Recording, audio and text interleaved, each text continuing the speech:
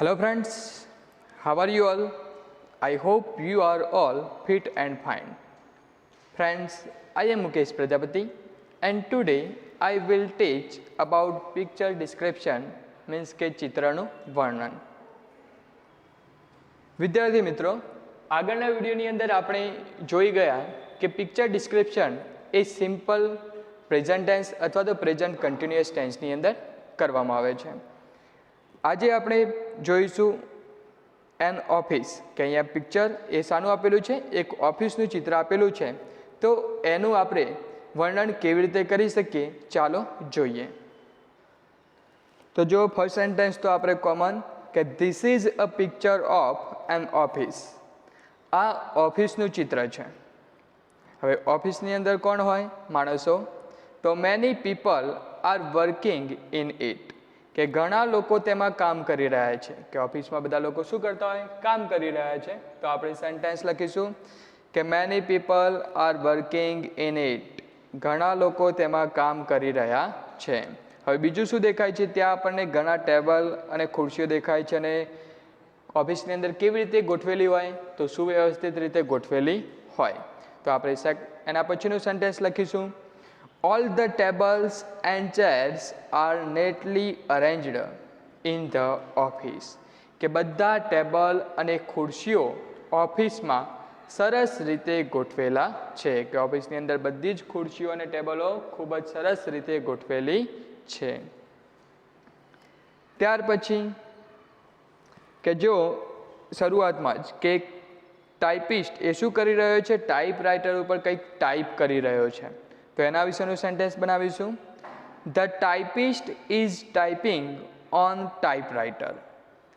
કે ટાઈપરાઇટર એ ટાઈપરાઇટર પર કે ટાઈપરાઇટિસ્ટ એ ટાઈપરાઇટર પર ટાઈપ કરે છે. એના પછીનું સેન્ટેન્સ કે કેટલા ત્યાં કબાટ આપેલા છે? તો 2 કબાટ આપણને દેખાય છે. There are 2 કપબોર્ડ્સ. There are 2 cupboards. કે ત્યાં 2 અલમારી છે અથવા તો 2 કબાટ છે.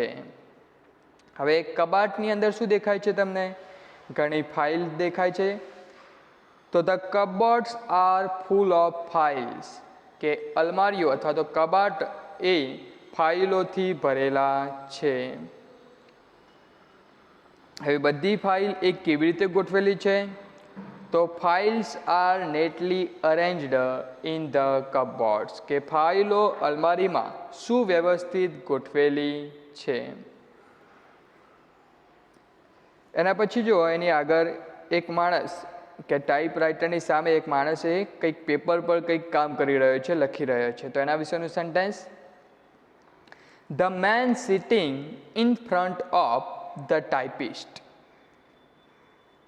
કે ટાઈપિસ્ટની સામે બેઠેલો માણસ is writing something on a paper. કે તે કાગળ પર કંઈક લખે છે. કે ટાઈપિસ્ટની સામે બેઠેલો માણસ કાગળ પર કંઈક લખે છે. He has a big file on his table. કે એના ટેબલ પર જો એક જાડી ફાઇલ કે એક મોટી ફાઇલ દેખાય છે તો એના ઉપરથી સેન્ટેન્સ લખી શકાય કે he has a big file on his table. તેની પાસે તેના ટેબલ પર મોટી ફાઇલ છે. હવે એના સાઈડના ટેબલ પર જુઓ કે એક વ્યક્તિ બેઠેલો છે અને એ કોઈ વ્યક્તિ જોડે વાતચીત કરી રહ્યો છે. તો એની ઉપરથી સેન્ટેન્સ બનાવીએ on another table a main is sitting. કે બીજા ટેબલ પર એક માણસ બેઠો છે એન્ડ ટોકિંગ ટુ સમવન. અને કોઈકની સાથે વાત કરી રહ્યો છે. 2 women are working in a cabin in the office. કે જો કોર્નરની અંદર એક કેબિન આપેલું છે ત્યાં 2 સ્ત્રીઓ કામ કરી રહી છે. તો 2 women are working in a cabin. કે 2 મહિલાઓ ઓફિસની કેબિનમાં કામ કરી રહી છે. અને લાસ્ટ કે જે દરવાજો છે ત્યાં એક પટાવાળો બેઠેલો છે. તો એના ઉપરથી sentence the peon is sitting on a stool near the door.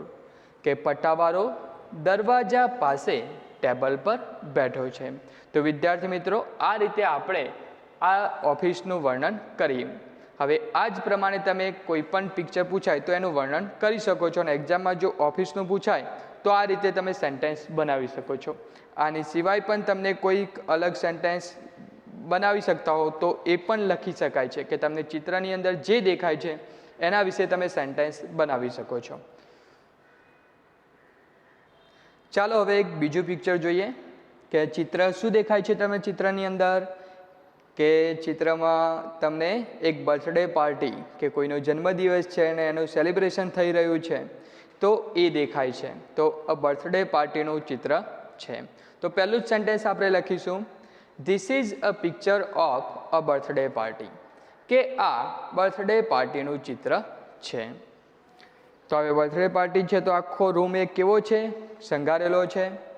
તો એના પ્રમાણે વાક્ય બનાવીશું, the room is decorated with ribbons and balloons, કે ઓરડો એ રિબીનો અને ફુગ્ગાઓથી સજ્જ છે, એટલે કે શણગારેલો છે.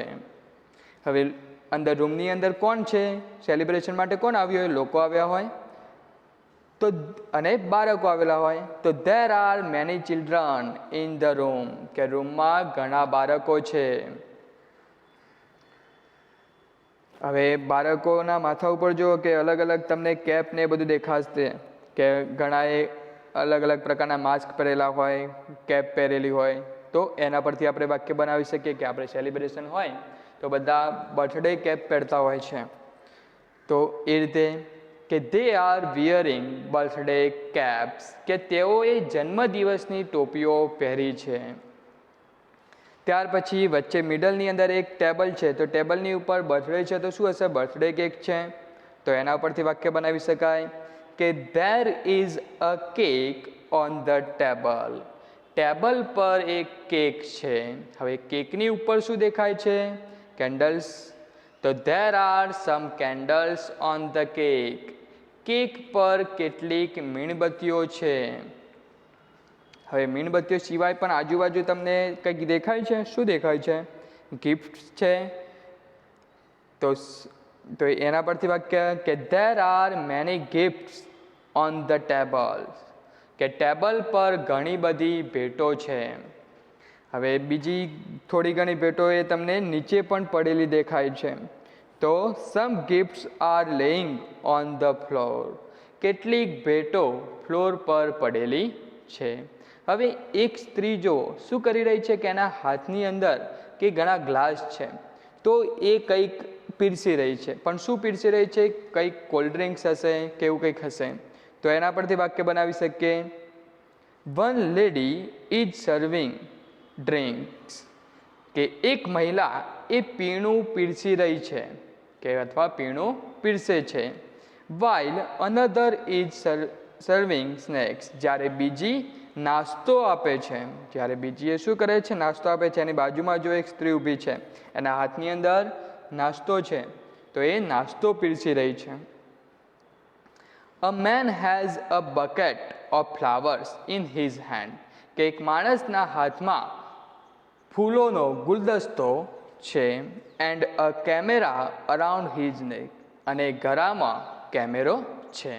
તો વિદ્યાર્થી મિત્રો, આ પ્રમાણે આપણે બર્થડે પાર્ટીનું આપણે વર્ણન કરી શકીએ. તમે એની સિવાય પણ ઘણા સેન્ટેન્સ એડ કરી શકો છો, કે એવરીબડી લુક્સ વેરી હેપી, કે એવરીબડી લુક્સ વેરી હેપી જેવા સેન્ટેન્સ, અલગ અલગ સેન્ટેન્સ તમે એડ કરી શકો છો. કે બાળકો શું કરી રહ્યા છે એ એડ કરી શકો, કે એક છોકરી છે એ ડ્રિંક્સ પી રહી છે તો એના વિશે પણ, કે કંઈક પી રહી છે તો એવા સેન્ટેન્સ બનાવી શકાય.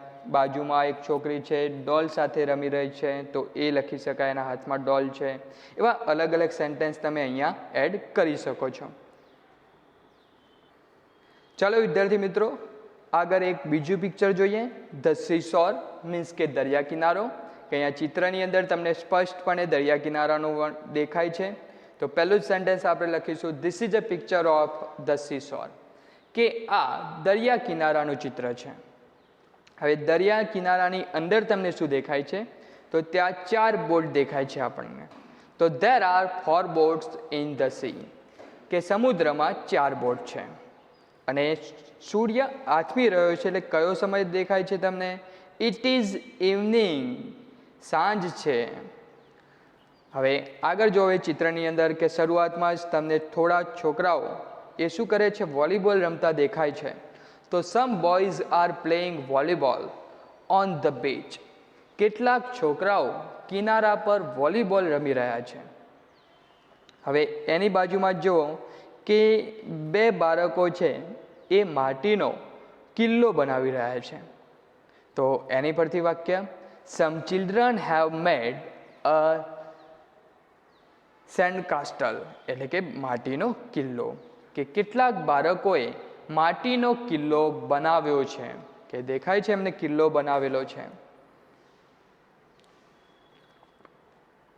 પછી એના પછીનું સેન્ટેન્સ કે જો ઘણા ત્યાં વર્ક કરતા હોય છે કે ચાલતા હોય છે, સહેલ ઉપર નીકળેલા હોય, તો એના પરથી sentence, a few men and women are taking a stroll on the beach. કે થોડા પુરુષો અને સ્ત્રીઓ બીચ પર સહેલ લઈ રહ્યા છે, એટલે કે ફરી રહ્યા છે. ત્યાર પછીનું સેન્ટેન્સ કે ત્યાં તમને એક ઊંટ લારી અને ઘોડાગાડી દેખાય છે. તો એના પરથી સેન્ટેન્સ બનાવીએ, there is a camel cart and a horse cart too.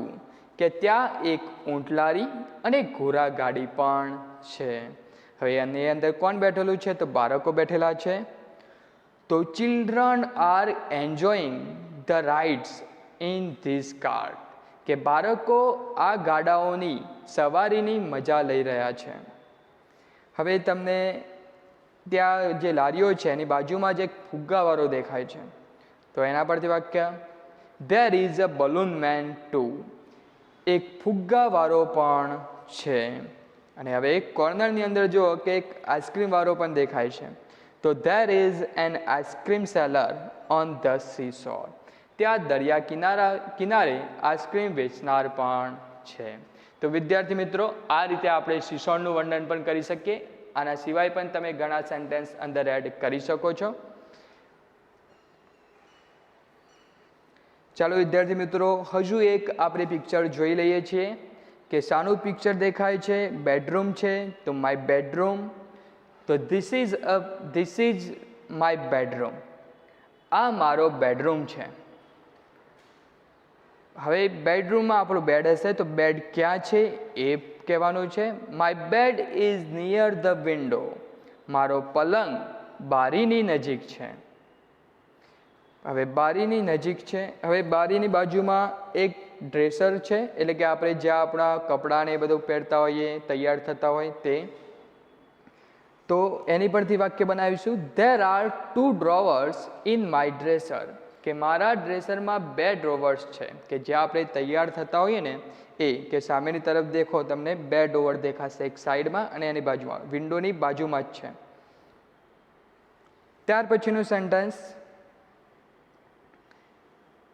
કે my desk is in front of the book shelf.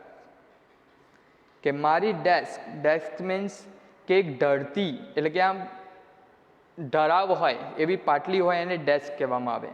તો મારું ડેસ્ક એ બુક શેલ્ફની સામે છે, જ્યાં બુકો મેલેલી છે, પુસ્તકો મૂકેલા છે એની સામે છે. It is not far from my bed. કે તે મારા પલંગથી બહુ દૂર નથી. I have got some great books. કે મારી પાસે કેટલાક મહાન પુસ્તકો છે.